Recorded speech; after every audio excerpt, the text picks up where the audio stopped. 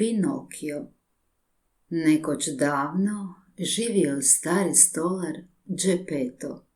Bio je usamljen i jedne večeri izradio je drvenog lutka.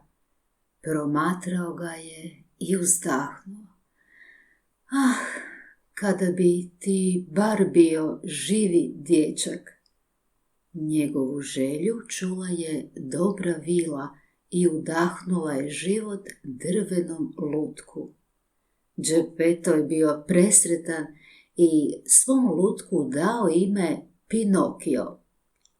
Prolazile su godine i došlo je vrijeme da Pinokio krene u školu.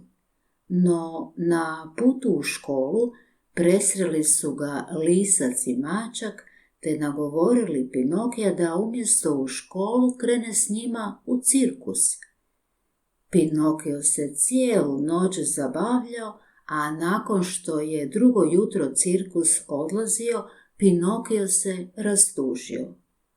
Onako tužnog vidio ga vlasnik cirkusa i platio mu zlatnicima, jer je neobičan dječak bio oduševio prisutne gledatelje. Pinokio je ponosno krenuo prema kući odnijeti siromašnom Geppettu zarađen novac. Ali u tom trenutku ponovno su ga zaustavili lisac i mačak te ga nagovorili da pođe s njima proslaviti svoju prvu zaradu.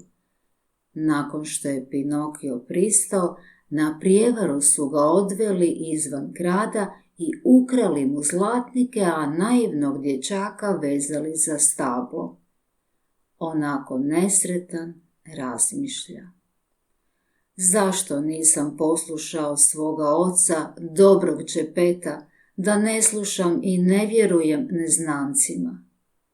Sve je to čula dobra vila i odvezala Pinokija, a on je obećao da će ići u školu.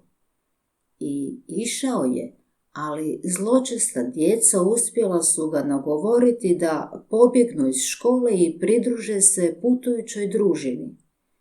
I tu se Pinokio cijeli dan igrao, ali uskoro je primijetio da mu rastu magareće uši i nos, i to svaki put kada nešto slaže.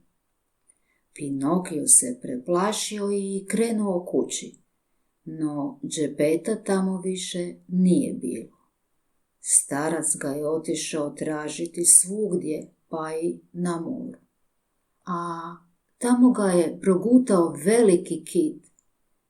Hrabri dječak napravio je splav i zaletio se u kitova usta.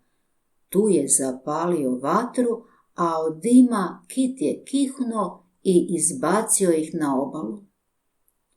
Kada su se vratili kući, Geppetto kaže Pinokiju: Dragi moj Pinokio, ti si se počeo ponašati kao pravi dječak.